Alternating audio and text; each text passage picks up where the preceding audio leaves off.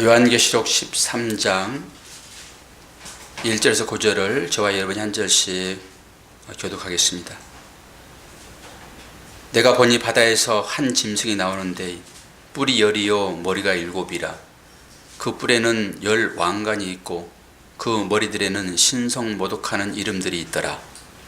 내가 본 짐승은 뚜껑과 같았고 그 말은 공회가 같고 그 입은 사자의 입 같은데 용이 자기의 능력과 보좌와 큰 권세를 그에게 주었더라. 그의 머리 하나가 상하여 죽게 된 것 같더니 그 죽게 되었던 상처가 나오매 온 땅이 놀라고 여겨 짐승을 따르고 용이 짐승에게 권세를 주므로 용에게 경배하며 짐승에게 경배하려되 누가 이 짐승과 같으냐 누가 능히 이와 더불어 싸우려 하더라. 또 짐승과 과장되고 신성 모독을 말하는 입을 받고 또 42달 동안 일할 권세를 받았느니라.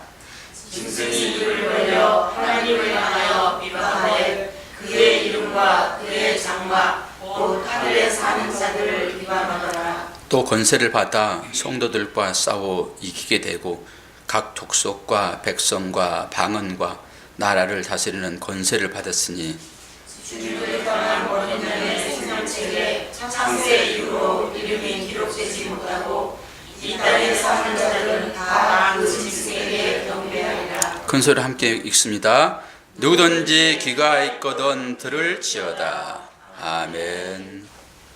오늘 말씀의 제목은 바다에서 올라온 짐승. 지난 주일날에는 붉은 용이 성도들을 핍박하는 장면들을 우리가 보았습니다. 그런 과정 중에서도 하나님은 성도들을 어떻게 지켰는지 우리가 은혜를 함께 나누었습니다. 어떤 핍박이 있었습니까? 용이 성도들을 향하여서, 즉 여인을 향하여서 아들을 낳는 여인 교회를 얘기합니다. 그 교회를 향하여서 입에서 물이 나와가지고 여인을 삼켜버릴 것 같은 그런 핍박이었잖아요. 그때 하나님은 여자를 지키셨죠. 땅이 입을 벌려서 물을 되삼켜버리는 그런 과정이 하나님의 크신 은혜였더라라고 우리가 함께 은혜를 나눴습니다. 그래서 그 용이 물을 토하는 것이 이 시대에 어떻게 역사하고 있느냐 그랬을 때 거짓 사도들, 거짓 선자들, 거짓 목사들이 사람들의 편익만을 위하여 평안하다 평안하다 그런 말로 설교하는 것이 바로 용이 토해낸 물과 같다 이렇게 말씀을 드렸습니다. 지금도 그렇게 역사는 진행되어지고 있고요.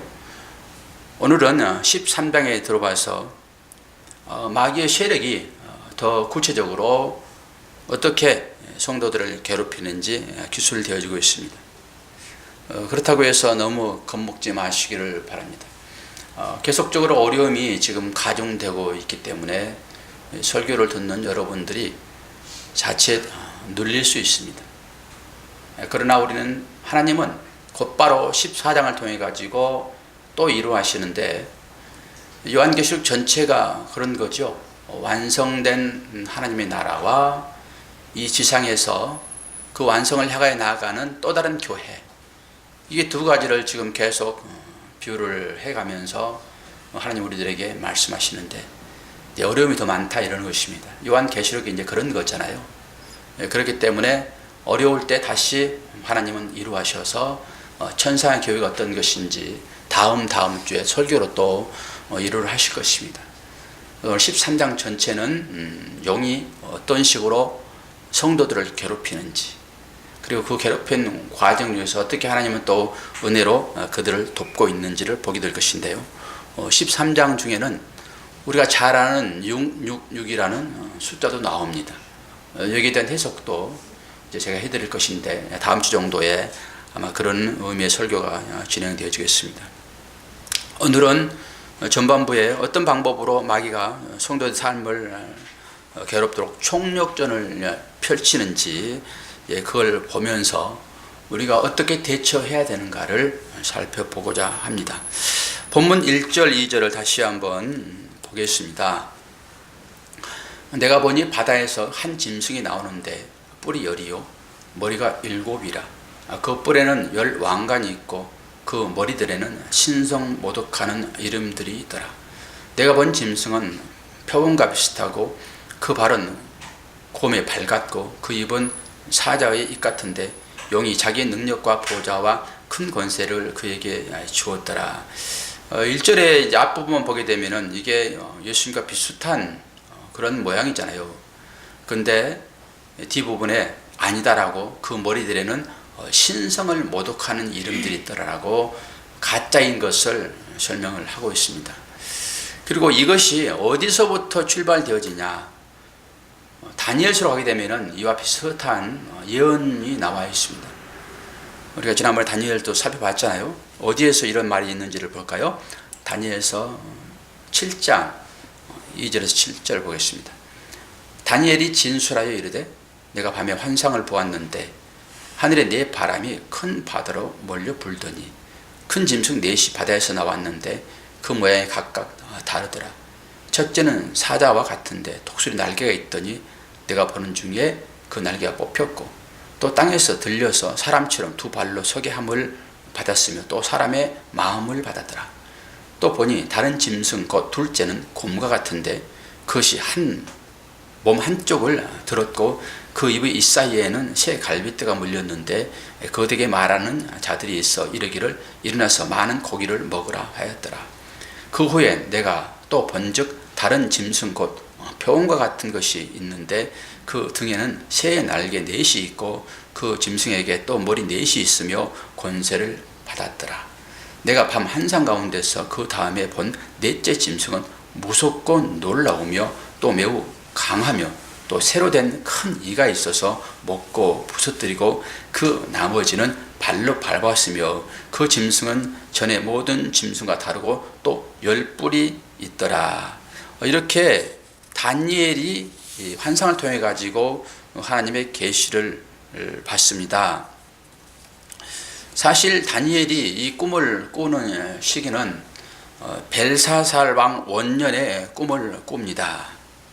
그러면서 오늘 바다에서 짐승이 나오는데 그 첫째가 어떻다고 합니까? 사자 같다 그랬습니다. 사자 같다. 둘째는 곰 같고 셋째는 표범 같고 넷째 짐승은 무시무시할 만큼 10뿔이 있는 짐승이다. 이렇게 얘기하고 있죠. 근데 오늘 우리가 읽었던 계시록 본문에서도 이와 비슷한 짐승이 나오잖아요. 바다에서 올라옵니다. 바다에서.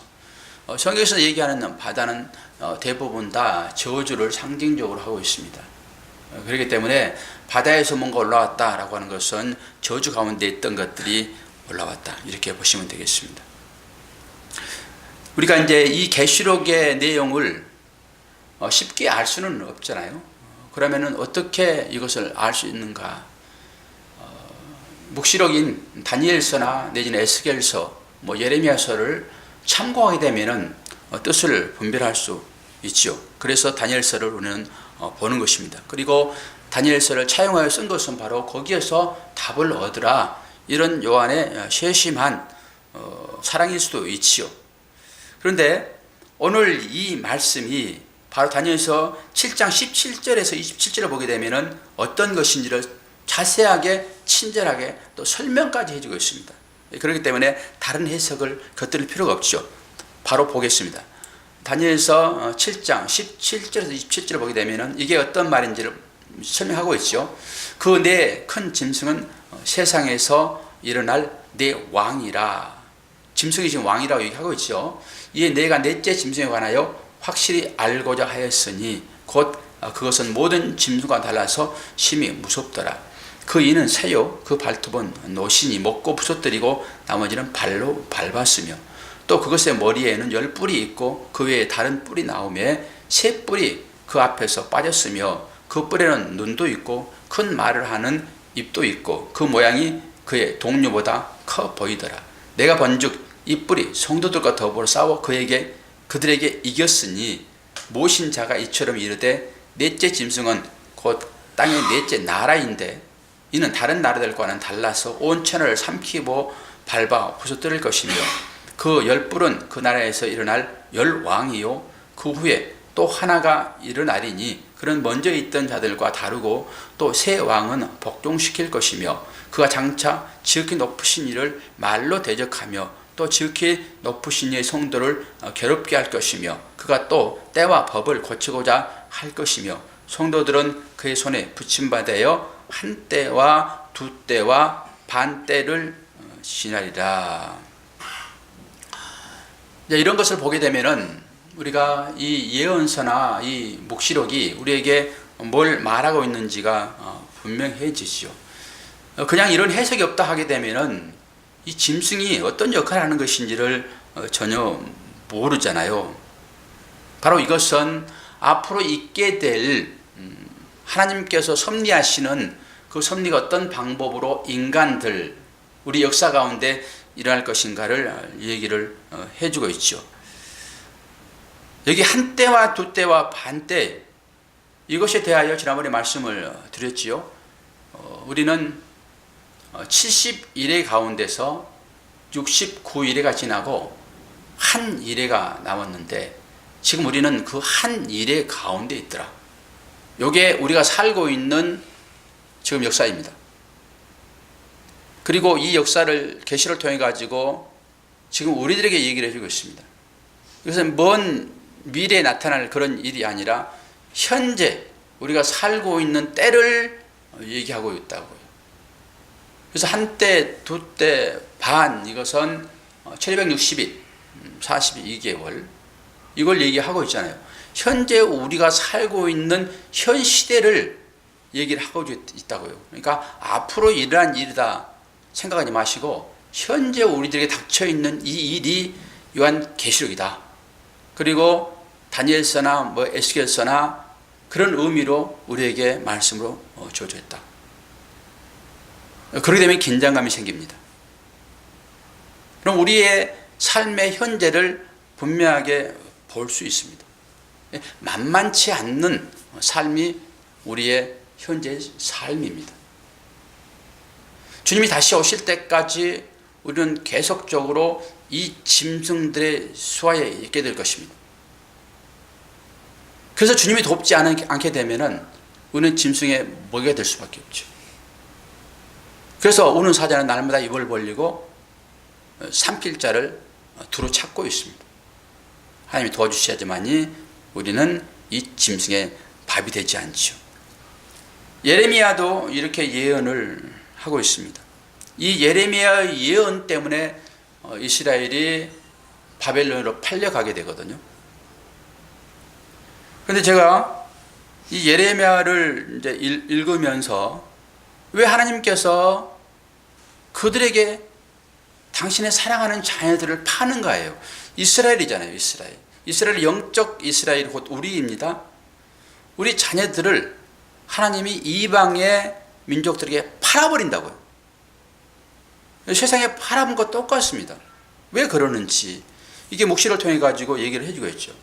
자, 예레미야서 27장 7절에서 11절 보게 되면은 이런 말씀이 있습니다.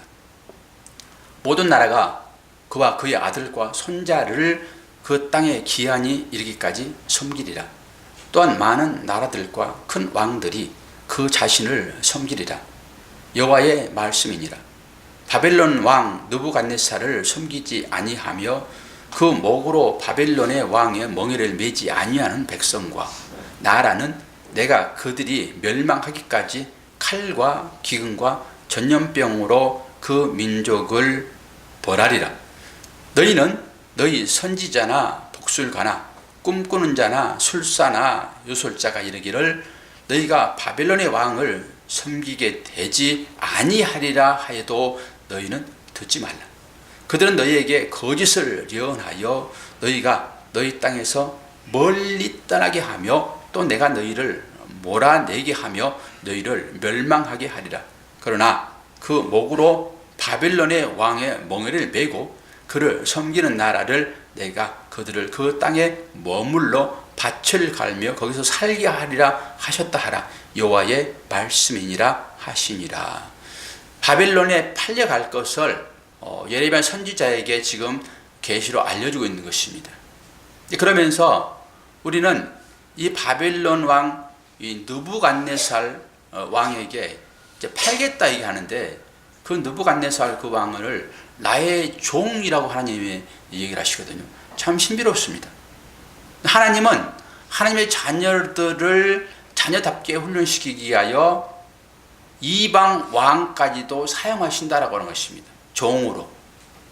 사랑하는 종이라고 표현한단 말입니다. 그건 맞지 않는 거거든요. 우리 자녀들이야 당연히 사랑하는 내 아들아 그러지만은 이스라엘 백성들이 포로로 팔려갈 그 왕을 사랑하는 나의 종이라고 얘기한다니까요. 제가 색깔을 좀 다르게 한 이 8절을 한번 잘 보시기를 바랍니다. 이제 이게 핵심인데요. 여기까지 말씀하시잖아요. 뭐라고 말씀하시냐 그러면은 바벨론 왕 느부갓네살 그를 섬기지 아니하며 그 먹이로 바벨론 왕의 멍에를 매지 않는 백성과 나라를 내가 그들이 멸망하기까지 칼과 기근으로 전염병으로 그들을 벌하겠다라고 하는 것입니다. 지금 이방 나라의 바벨론 왕 느부갓네살에게 너희들이 팔려갈 것이다. 즉 멍에가 그런 것이거든요. 그렇게 이방 나라의 왕의 멍에를 너희들이 매일 거야. 그런데 그 멍에를 너희들이 매지 않게 되면은 내가 끝까지 찾아가서 너를 진멸하겠다 이런 것입니다. 이게 말이 됩니까 지금? 그러면서 이제 9절이 이게 예레미야와 반대편에 있는 거짓 선자입니다. 예레미야는 참 애로웠던 사람이에요. 오직 한 사람 하나님이 그를 들어 쓰시거든요. 그래서 선자가 참 많았습니다. 그렇기 때문에 지금 뭐라 하고 있어요? 너희는 너희 선지자나 복술가나 꿈꾸는 자나 술사나 요술자 가 이르기를 바벨론 왕을 섬기지 아니하리라 이렇게 얘기를 한다고요. 그리고 이제 예레미야를 쭉 보게 되면은 이제 팔려갈 것을 인정을 합니다. 그러나 70년 포로 생활을 얘기하는데 예레미야는 아니야 더 당겨질 것이다 또 얘기를 해요. 이걸 하나 명심하십시오. 지금 우리는 마지막 시대를 살고 지금 현재 있습니다. 이게 지금 팔려간 상태인 거거든요. 팔려간 상태. 그런데 이 상태가 지금 바벨론에 팔려간 상태라고요. 이게 지금 한때 두때 반때를 살고 있습니다. 그러면은 그 바벨론 느부갓네살은 세상 왕을 상징하는 거거든요. 이 공중 권세 잡은 자가 사단이잖아요. 그러니까 그 사단이 지금 이 땅을 다스리고 있어요. 근데 하나님이 그 다스림 가운데 성도를 보냈다고요. 이걸 잊지 마셔야 돼요. 그런 가운데서 하나님 우리를 지키신 것이지 그들에게 팔려가지 않도록 지키시지 않는다 이런 얘기가 아닙니다. 그러니까 거짓 선자들이 그렇지 않을 거야 라고 하는 그들의 말을 들으면 안 된다라고 하는 거예요. 팔려갈 것이다 라고 하는 거예요. 그리고 너희들은 멍에를 매야 돼. 즉 다른 말로 세상 가운데 살면서 세상 왕들이 너희들을 다양하게 핍박하고 너희들이 힘들게 하고 할지라도 너희들은 그것을 받아들여야 될 것이지 받아들이지 않으면 안 된다라고 하는 거잖아요. 지금 이 요지의 말씀이 이 말씀을 지금 차용해서 요한계시록은 우리들에게 지금 마지막 메시지로 주고 있으니까 이 사실을 우리는 인정을 해야 되는 것이죠. 이 바벨론에 팔려간 그 당시에는 다니엘서를 보게 되면 다니엘이 1차 포로로 끌려가거든요. 1차 포로로. 1차 포로. 그것이 어떤 왕이었냐 그러면은 여호야김이었습니다. 여호야김 1차 포로에 끌려갈 때 그러니까 다니엘이 예언을 하니까 그 예언에 의해서 지금 역사가 진행되고 있죠. 하나님은 하나님의 선자들에게 당신의 말을 그 입에 주고 선자들이 하나님의 말을 선포하게 되면은 그것은 어김없이 이루어집니다. 그러니까 제가 참 선지자라고 가정을 하게 되면은 저는 참 선지자라고 생각하니까 참 선지자라고 생각을 하고 이 말씀이 여러분에 선포되게 되면은 그 말씀은 다른 데 가지 않고 여러분의 삶이 이루어진다고. 축복하면 축복이 이루어지는 것이고 저주라면 저주가 이루어지는 것이죠. 지금 다니엘이 끌려가는 것은 예레미야가 그 예언을 했기 때문에 그대로 지금 하나님의 시간표에 의해서 역사가 진행이 되어지고 있다고요. 다니엘이 가고 싶지 않아도 갈 수밖에 없어요. 이게 1차 포로입니다. 느부갓네살에 의해서 1차 포로가 지금 진행되어지고 있죠. 그때 다니엘이 처음 끌려가요. 그리고 2차 포로는 이 여호야긴, 그러니까 여호야김이 있고 여호야긴이 있습니다. 여호야긴 때 2차 포로로 끌려갑니다. 이때 누가 끌려가냐 그러면은 에스겔이 끌려갑니다. 에스겔이. 우리 새벽 시간에 에스겔을 다 봤거든요. 참 제가 은혜를 참 많이 받았는데 이 묵시록은 쉽게 설교할 수가 없어요. 그러나 우리 새벽기도 나오신 집사님이 에스겔 한번 합시다. 그래가지고 제가 에스겔 도전을 하면서 은혜를 참 많이 받았는데 에스겔은 예언을 그렇게 하죠. 을레강변에서 이제 예언을 하거든요. 어디를 보고 예언하냐 그러면은 이스라엘을 보고 예언을 해요. 이스라엘을 보고 끌려가서 이스라엘을 보고 예언을 해요. 그리고 이제 3차로 끌려가는데 3차는 히스기야 왕 때 끌려갑니다. 여러분 히스기야 왕 생각하면은 뭐가 얼른 생각납니까? 눈 뽑힌 것이 생각나셔야 돼요. 눈 뽑힌 것. 눈 뽑혀서 끌려가거든요. 그래서 제가 설교하다가 에스겔서 보면서 다른 왕의 눈을 뽑아본 적이 있습니다. 히스기야를 얘기를 해야 되는데 그 눈 뽑힌 왕을 다른 사람한테 했더니 그 집사님 눈이 동그래져 가지고 그 왕 눈을 안 뽑혔어요. 설교하다 보면 다른 사람 눈도 뽑습니다. 목사는. 그때 성전이 파괴되어지고 불살라지고 성벽이 다 훼손됩니다. 그때. 근데 에스겔이 예언할 그 당시에 그 예언은 어디를 보고 예언하냐 그러면 자기들은 벌써 2차로 포로 끌려왔거든요. 이제 그때 끌려온 사람들은 주로 왕족, 안 그러면 선지자들, 좀 머리가 좀 있고 좀 쓸만한 사람들을 다 뽑아갔어요. 그 남겨있는 자들이 어떤 원망을 하냐 그러면은 너희 선지자들, 너희 목사들, 너희들 때문에 지금 이 나라가 이렇게 됐어. 그러면서 그들을 원망합니다. 남아있는 자들. 사실 남아있는 자들은 이 분여자가 많았고 이제 뭐 기능공들은 다 뽑아갔으니까 그 당시에 남아있는 사람 평상시 사람들입니다. 그런데 그들이 원망하기를 너희들이 정치를 잘못해가지고 지금 우리가 이런 고난을 받고 있어. 하나님은 거기에 뒤에 놓고 에스겔을 통해 가지고 강력하게 또 예언을 합니다. 너희들을 혼날 거야. 그리고 다 팔려오게 만들어 버립니다. 완전히 망해버립니다. 그러니까 이런 사인들을 우리가 좀 잘 볼 수 있어야 돼요. 하나님은 한꺼번에 그들을 어렵게 하지 않으십니다. 회개하면은 회개를 받아주시거든요. 그런데도 우리가 어려운 이것은 곧 너희들이 잘못했기 때문이다라고 원망을 해요. 그러니까 하나님이 포로로 끌려간 에스겔을 쓰세요. 그 당시 선지자는 그냥 쓰시는 거예요. 평상시 일을 하다가 하나님이 영이 그에게 임하게 되면은 선지자를 부름을 받은 거예요. 그냥 이렇게 해가지고 너는 내 입이 돼서 말해라. 그러면 그게 선지자예요. 그 당시 무슨 뭐 공부를 하고 그랬습니까? 신학 공부를 하고 그래 뽑습니까? 그러지 않았다고요. 그러니까 뽕나무밭에 일하다가 갑자기 불러 나와서 사사가 되기도 하고 타작바닥에서 숨어가지고 그냥 자기 가족들 밥 먹이려고 그 숨어서 타작하는 기도원을 뽑아가지고 사사를 쓰기도 하고 그리고 참다운 그런 왕으로 하나님이 세우시기도 하고 그런 거거든요. 하나님은 하나님의 뜻에 따라서 일을 하시지 우리가 뭐 준비하고 말고 해서 하나님은 우리를 쓰지 않으신다. 하나님 마음에 따라서 쓰죠. 이거 한번 볼까요? 사진 한번 보여드리겠습니다. 제가 이제 주보에다 이걸 또 실어 놨잖아요. 이게 지금 다니엘이 꿨던 꿈의 내용입니다. 왼쪽이 다니엘서 2장에 나와 있는 것이고 이제 오른쪽이 다니엘서 7장에 나와 있는 내용들이잖아요.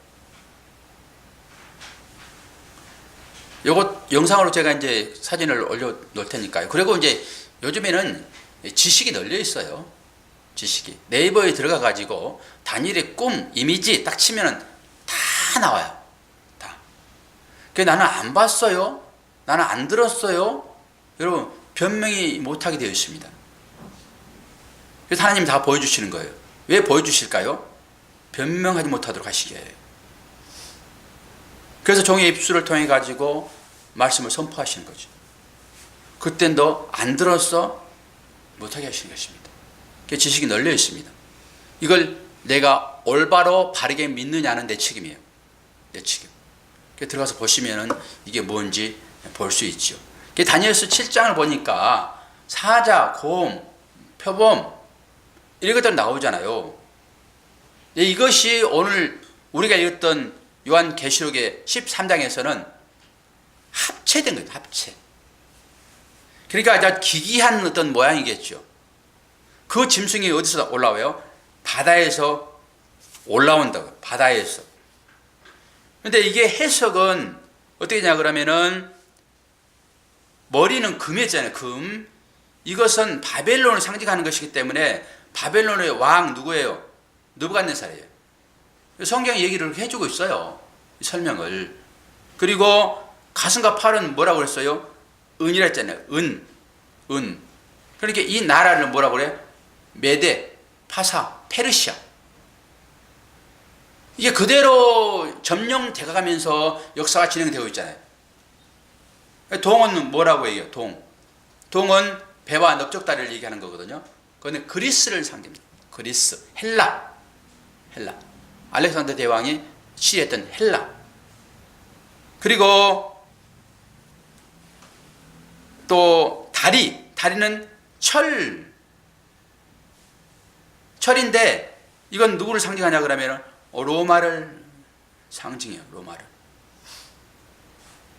그렇기 때문에 오늘 계시록에 나와 있는 이런 아주 기기묘한 이런 상태의 짐승이라 할지라도 우리는 다니엘서나 요한계시록 에스겔서나 예레미야서를 통해서 이것이 뭘 말하는지를 볼 수 있다고요. 하나님은 친절하게 우리들에게 이 말이 무슨 말인지를 알도록 하세요. 그리고 이것이 현재 우리들에게 어떤 역할을 하고 있는가를 얘기하죠. 그럼 우리가 이제 요한계시록 3절이 어떤 말인지를 볼까요? 3절. 같은 그림입니다. 3절 보니까 그의 머리 하나가 상하여 죽게 된 것 같더라. 그 죽게 되었던 상처가 나음에 온 땅이 놀랍게 여겨 짐승을 따르고. 이게 기적적인 일이잖아요. 지금 기적. 여러분 기적 보고 가면은 이런 경우를 만날 수 있습니다. 기적이 다 하나님께서 베푸신 것이다라고 생각하고 거기 하나님의 은혜가 있겠다라고 여러분 가시게 되면은 이런 일을 당할 수 있습니다. 3절이 이제 그런 일이거든요. 그러면은 우리는 요한계시록 5장 6절 통해 가지고 이게 뭔지를 볼 수 있어야 돼요. 우리 다 배웠잖아요. 요한계시록 5장 6절. 5장 6절을 보겠습니다. 내가 또 보니 보좌와 내 생물과 장로들 사이에 한 어린 양이 서 있는데 일찍이 죽임을 당한 것 같더라. 그에게 7뿔과 7눈이 있으니 이 눈들은 온 땅에 번신을 받은 하나님의 7 영이더라. 여기에서의 이 죽임당한 사람 누구예요? 예수 그리스도시죠. 예수 그리스도. 그러니까 이 예수 그리스도와 3절에 나와 있는 이 짐승이 비슷해요.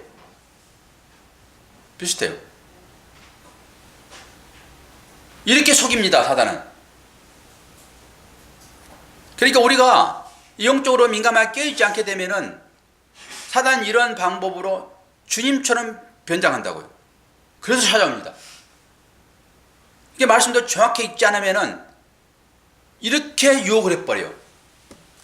처음에 아담을 유혹할 때도 사단이 그렇게 유혹했잖아요. 비슷하게.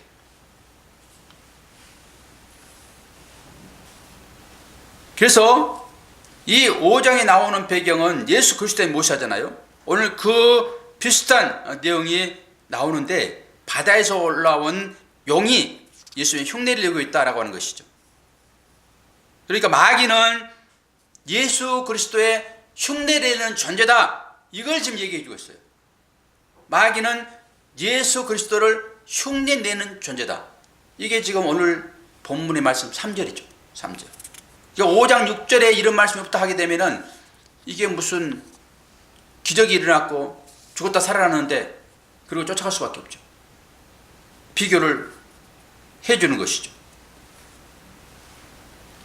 그래서 바다에서 올라오는 짐승은 하나님을 대적하고 교회를 대적하는 오고 오는 세대의 모든 것이에요. 그러니까 이런 부분들을 계시록을 가지고 사람들이 다양하게 해석을 해놓는데, 아까 이제 그 마지막 짐승이 그 10뿔이 있고 제일 강했다 얘기하잖아요. 마지막 짐승. 그게 이제 마지막에 나타날 짐승이잖아요. 처음에 뭐 사자, 곰, 표범 이런 것들 다 합쳐진 것 같은 그런. 그러니까 이제 이게 10뿔 막 10왕, 그러니까 사람들이 이제 세대주의적인 관점에서 해석을 하죠. 그 그림에도 보게 되면은 거의 유럽 연합이 나옵니다. 마지막에 유럽 연합. 그 영문으로 된 것이 이제 그런 거거든요. 그러면서 10개 나라가 나올 것이다. 그리고 그 중에서 한 왕이 이제 전쟁을 일으킬 것이고 전부 그렇게 합니다. 이제 그게 뭐 히틀러라고 하는 사람도 있고, 내지는 뭐 공산 국가에 있던 다양한 지도자들이라고 얘기하기도 하고, 또 어떤 사람은 천주교 교황이다 얘기들 하기도 하고 그렇습니다. 근데 우리는 요한계시록을 지금 보고 있지만은 이런 세대주의적인 관점에서 보지 않아요. 그렇게 보게 되면은 우리는 요한계시록에 나와 있는 이 인재앙, 이 나팔재앙, 또 대접재앙, 이것이 순차적으로 이루어져서 이 세대에 이와 같은 비슷한 어떤 상황들이 일어나면은 그걸 보고 마지막 때인 줄을 알라, 이렇게 얘기를 한다고요. 그런 관점이 아닙니다. 제가 그 환상을 보는 관점을 어떻게 얘기했죠? 돔의 형태의 어떤 영상으로 설명했잖아요. 그러니까 인재앙, 뭐 나팔재앙, 대접재앙이 다 여기서 일어나고 있는데 우리는 한 면만 본다라고 하는 거예요. 한 면만. 앞에는 인재앙이 있고 이 뒤에는 나팔재앙이 있다, 이런 것이죠. 그러니까 이게 동시에 지금 이 돔 형태로 진행되어지고 있다. 그러나 화면이 전면에 있게 되면은 그 전면에 동시에 같이 일어날 수는 없잖아요. 그렇기 때문에 이 돔 형태의 어떤 영상이 이 재앙으로 비춰지고 있는데, 내가 앞을 보고 있을 때는 그게 인재앙이고, 똑같은 현상, 이 현재 상태에서 옆을 보게 되면은 이건 나팔재앙이고, 뒤를 보게 되면은 이것은 무슨 재앙이겠죠? 대접재앙이다, 이런 것입니다. 그러니까 동시에 한꺼번에 일어나는 일들이다, 이렇게 보시란 말입니다. 그러니까 인재앙이나 나팔재앙을 우리가 잘 알아들었으면은 이 대접재앙은 쉬워요. 그리고 이런 관점에서 이걸 보지 않게 되면은 앞으로 일어날 어떤 일이 곧 하나님의 역사 가운데서 마지막 아마겟돈 전쟁으로 생각하면서 진짜 실제적인 이스라엘의 회복이 곧 마지막 때다라고 본단 말입니다. 그렇게 보지 마라, 이런 거예요. 현 시대적인 것으로, 그 관점으로 이 계시록을 보지 말라, 이러는 것입니다. 그러다 보면 우리는 불안해요. 앞으로 어떤 일이 닥치지?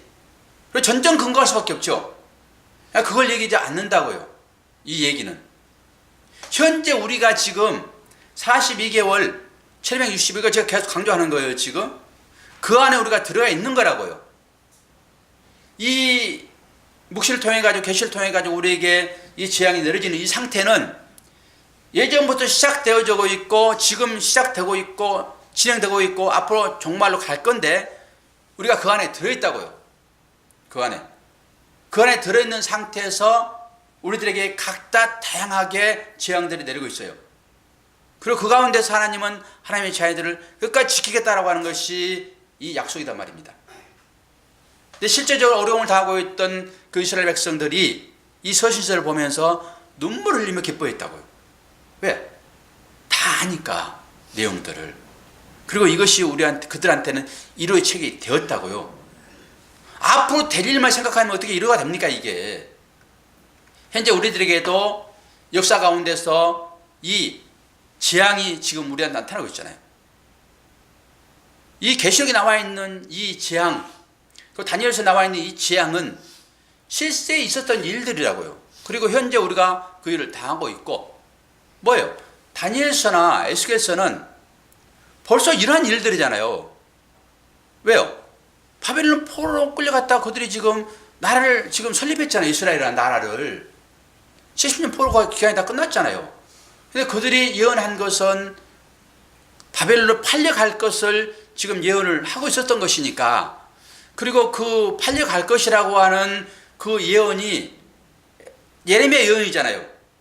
그런데 다른 예언자, 가짜 선자들은 아니야, 팔려가지 않을 것이야 라고 하는 것이 잘못이다 이런 거잖아요. 그럼 팔려가지 않을 것이다 이 말은 어떤 거예요? 너희들에게는 결코 불행한 일이 있을 수 없어 이거잖아요.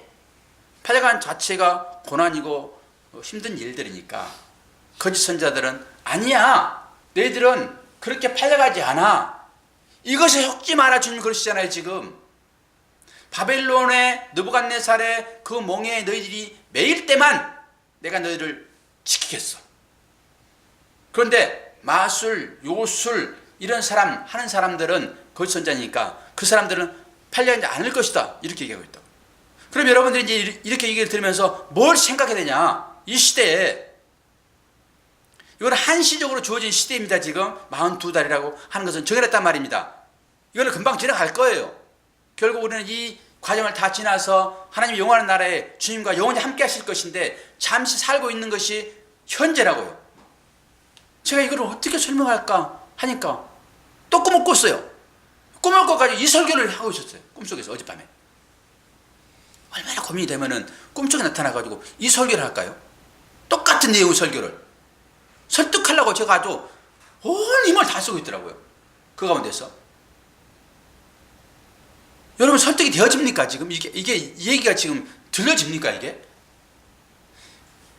그래서 요한 계시록 13장에 구절을 제가 이걸 다음 주 할까 하다가 이거 넣어놨어요. 누구든지 귀가 있거든 들을지어다. 이게 하나님이 간절한 마음으로 제발 좀 내 말 좀 들어줄래? 이 말이 지금 이거예요. 귀를 열고 이 말이 무슨 말인지를 제발 좀 알아들어라 이거예요. 그러면 이 시대에 많은 사람들이 하나님을 찾는데 왜 하나님을 찾는가예요? 뭐하러 하나님 찾습니까? 대부분 내 인생의 문제를 해결하기 위하여 하나님을 찾잖아요. 대부분 사람들이 다 고난에 처해 있는 이 상을 벗어나려고, 부도 맞았는데 이것을 해결하려고, 여러 가지 어려운 환경에 처해 있는데 이것을 해결하려고 하나님을 찾잖아요. 우리 모두가 다. 바벨론을 팔려간 것이 바로 그런 거 아닙니까? 그 다른 나라 왕에게 팔려갔다라고 하는 것은 그들의 종이 되었다라고 하는 것이니까, 종이라고 하는 것은 그 나라의 왕에 의해서 생명의 여탈이 걸려있는 거잖아요. 그들에게. 그게 어려움이죠. 고난이죠. 그런데 하나님이 그를 팔렸다라고 하는 것은 너희들을 그 가운데 집어넣었다 이런 거 아닙니까? 그런데 거짓 선자는 아니야, 너희들에게는 고난이 없어.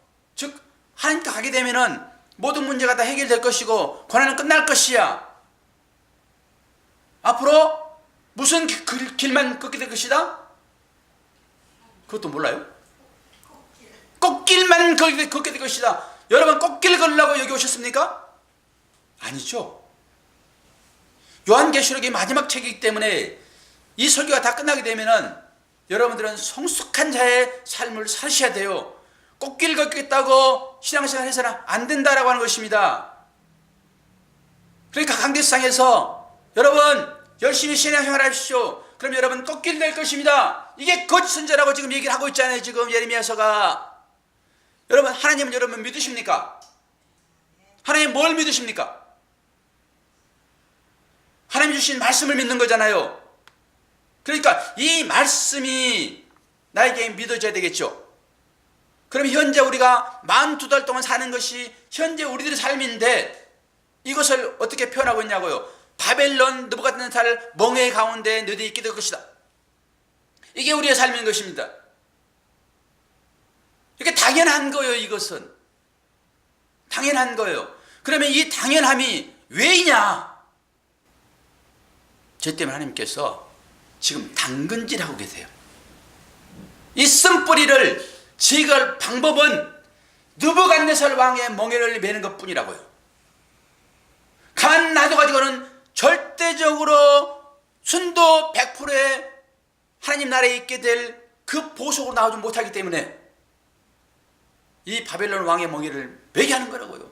이게 참 선지자 예레미야가 하나님의 말씀 받아가지고 전하는 거예요. 그러니까 저는 예레미야 심장으로 여러분들에게 말씀을 전한다 하게 되면은 성도 여러분들이요, 비록 우리의 삶이 고난연수인 것 같으나 이것은 하나님의 나라를 상속받기 위한 하나님의 당금질입니다. 여러분 고난을 이겨내십시오. 이게 그리스도의 길입니다라고 선포하는 것이 바른 선포인 것이지, 여러분 기도만 하시면 여러분 모든 소원이 다 풀어질 것이고 삼박자 축복 만사 형통 이것이 거짓선제라고 오늘 분명하게 말씀을 통해서 우리한테 교훈하시잖아요. 하나님을 믿다면서요. 뭘 믿냐고요? 말씀 믿죠. 그래서 귀 있는 자는 들을지어다라고 그 7 교회에게 계속 얘기를 해주는 거예요. 처음부터 귀 있는 자는 제발 들을지어다라고 얘기한다고요. 그 교회가 우리잖아요. 각자 다양하게 삶이 다르니까 각자에게 주어진 말씀들이 있죠. 귀를 여시고 들으셔야 돼요. 그럴 때만 여러분이 힘들고 어려움을 극복할 수 있는 힘이 주어져요. 힘이 주어져요. 이게 오늘 말씀입니다. 5절 7절을 한번 다시 보겠습니다. 5절 7절 13장 5절 7절 또 짐승이 과장되고 신성 모독을 말하는 입을 받고 또 42달 동안 일할 권세를 받으니라. 짐승이 입을 벌려 하나님을 향하여 비방하되 그의 이름과 그의 장막 곧 하늘에 사는 자들을 비방하더라. 또 권세를 받아 성도들과 싸워 이기게 되고 각 족속과 백성과 방언과 나라를 다스리는 권세를 받았으니. 다시 한번 강조하는데요, 42달입니다 42달 동안 다스릴 권세를 이방 느부갓네살이 줬다고요. 즉 사단이죠, 사단. 오늘 바다에서 올라온 짐승이 가진 권세입니다. 이 권세는 기간이 정해져 있어요. 42달. 여기 우리의 인생입니다. 인생. 하나님을 믿지 않는, 하나님의 자녀가 아닌 사람에게는 전혀 해당되지 않는 말입니다. 사단이 왜 자기 수하에 있는 사람들을 괴롭게 하겠습니까? 수하에 들어있는데. 지 수하에 들어있지 않는 자들만 핍박한다고. 수하로 삼게. 그럼 여러분 생각해 봅시다. 이 시대에 예전에는 여러분 신앙 갖는 것이 쉬웠습니다. 그리고 간단했습니다. 삶도 복잡하지 않았습니다. 지금은 얼마나 삶이 복잡한지 아십니까? 얼마나 많은 설교들이 쏟아지고 지식이 얼마나 많이 돌아다니는 거 여러분 아십니까? 참 마실 물이 부족하다고. 신앙도 마찬가지입니다. 예전에는 사단이 성도들을 어떤 식으로 괴롭겠냐? 이 성경이 쓰여질 때 그런 모양으로 괴롭혔습니다. 대부분 육신적인 괴로움을 주게 되면은 그들이 하나님을 부인할 것이다 그랬습니다. 지금도 사단이 그렇게 할까요? 지금도?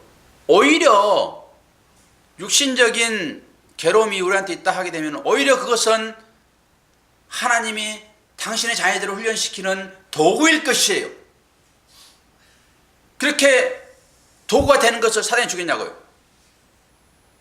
사단은 뭘로 다시 우리들을 유혹할까요? 이제는 계획을 바꿨다고 생각하는 거예요.